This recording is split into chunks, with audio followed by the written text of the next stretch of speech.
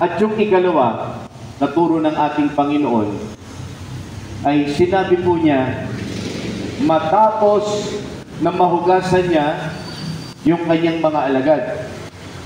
Hinugasan po yung paa ng mga alagad. At ito ang sabi niya, ito ang utos ko sa inyo. Mag-ibigan kayo, gaya ng pag-ibig ko sa inyo. Yung pong dalawang turo ng ating Panginoon, yung naalala ko na mensahe ng ating banal na pagdiriwang ngayong linggo.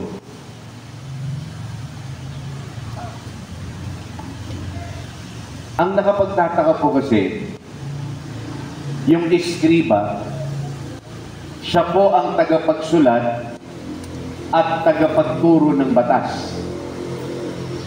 Ang ibig pong sabihin ng iskriba ay panulat. Noong pong panahon na yon, wala pong printer. Hindi po tulad natin ngayon. I-print mo lang, may piprint na kaagad yung gusto mong mabasa. Pero noon po, walang printer. Isinusulat ng mga iskriba. Kaya yun po yung trabaho nila. Magsulat, magturo ng batas. Kaya nga ang nakapagtataka, yung nagsusulat ng batas, yung nagtuturo ng batas, ang nagtanong kay Jesus. Pero ang maganda nun, yung nagtanong, siya rin ang sumagot sa tanong niya. Dahil sinagot siya ni Jesus kung ano ang napapasa mo sa kasulatan.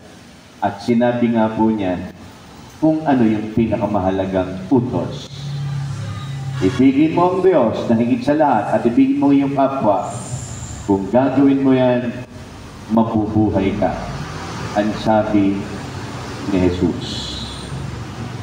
Kaya ang nais ipakita po sa atin ay isabuhay nga po natin yung batas ng pag-ibig. At sinabi ng ating unang pagbasa, yung utos ng ating Panginoon ay wala sa ibabaw ng bundok. Hindi mo na kailangang umakyat ng bundok para maunawaan mo ang utos ng Diyos. Hindi mo na rin kailangan tumawid ng ibayong dagat para maunawaan mo ang kautusan ng Diyos.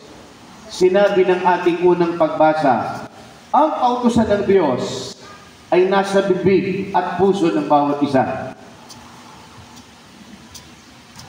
Nasa atin ang bibig, nasa atin ang puso, ang utos ng pag-ibig. Totoo naman po yun. Hindi naman po tayo kailangang turuan na magmahal. Kasi likas po sa atin yung magmahal. Tandaan niyo po, kahit gaano kasama ang tao, may pagmamahal pa rin sa puso niya. Kahit hindi pinag-aaralan yun. Tanungin mo yung iba, bakit ka ba ikaw nagnanakaw? Kasi wala akong pakain sa mga anak ko. Likas sa puso ng tao ang magmahal. At doon papasok yung ikalawa. Yung utos ni Jesus. Ulitin ko po, utos, hindi pakiusap, hindi request. Pagka po kasi pakiusap, pwede mong tanggihan. Pagka-request, pwede mong hindi gawin. Pero sabi niya, ito ang utos ko. Kayo po, mga magulang, pagka hindi sinunod ng anak yung utos ninyo, ano nararamdaman mo? Di ba sumasama loob mo? Inuutosan kita, ba't ayaw mong sumunod? Wait lang po. Di ba ganun yung mga bata ngayon? Naubos na, mawawalan ka na ng boses, kautos, ala pa rin sumusunod. Sumasama loob mo. Yun.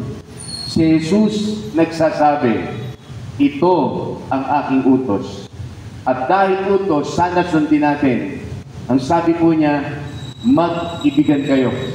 Father, napakadali naman, mag-ibigan. Kaya kong umibig sa tao kaibig-ibig. Kaya kong umibig sa maganda. Kaya kong umibig sa pogi. Lalo kung kaya kong umibig sa mayaman. Kaya kong umibig dun sa mga tao na kayang magbigay sa akin. Kaya kong umibig sa mga tao na nagpapautang sa akin.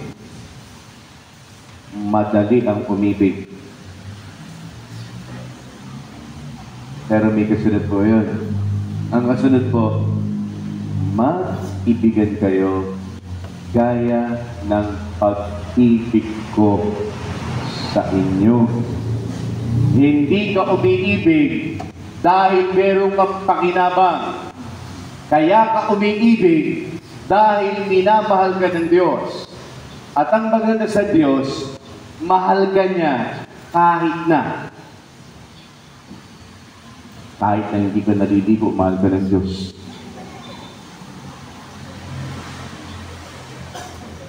Kahit hindi maganda itsura mo, mahal ka ng Diyos. Kahit nagkamali ka, kahit nagkasala ka, kahit nadapa ka, mahal ka ng Diyos. Ibig sabihin, kahit sa kahinaan natin, minahal na tayo ng Diyos. Ang tao iba. Ang tao pagka nagmahal, meron lang pakinabang. Pero ang Diyos hindi. Mahal na tayo kahit may kapintasan tayo. At yun, ang ipinakita ng ating Ebanghelyo, yung talinghaga ng Samaritang mabuting Samaritano. May binugbog. Unang dumaan yung saserdote. Yung saserdote po ay mga parang paring naglilikod sa templo. Nung nakita po niya yung nakahandusa, yung lumix po siya ng daan. Hindi niya pinansin. Yung ikalawa, yung Levita. Yung Levita naman, sabihin natin, para silang mga sakristan. Tinignan lang po yung binugbog, tapos nagpatuloy ng lakad. Pero yung maganda yung pangatlo, yung Samaritano. Para po sa inyong kaalaman, ang Hudyo at Samaritano magkaaway. Kaya magkaaway yung dalawa. Pero ang maganda, kung sino pa yung kaaway, isa pa yung tumulong sa binugbog. Siguro kahit tayo, kaaway kayo, bakit tutulungan yan? Kaya siyang mamatay, kaaway ko yan Pero hindi yun ang turo ng ating Panginoon. Kung sino pa, yung kaaway, siya pa yung tumulong. Ganon ang ating Panginoon. Kahit man tayo nagkamali, minahal niya tayo. Sana, maibahagi rin po natin ito sa ating kapwa. Isa po sa mga na-realize ko kahapon. Kahapon po kasi, 54 na po ako. EDSA na po ako, Highway 54. Okay, sa mga nakakatanda. Isa po sa mga na-realize ko, yung kagandahan pala ng buhay ay wala sa haba ng buhay. Ang kagandahan ng buhay ay dahil sa iyong pagmamahal. Kung paano man nagmahal, doon gumaganda ang buhay. Mahaba nga buhay mo. Lahat naman ng kapitbahay mo, kagalit mo.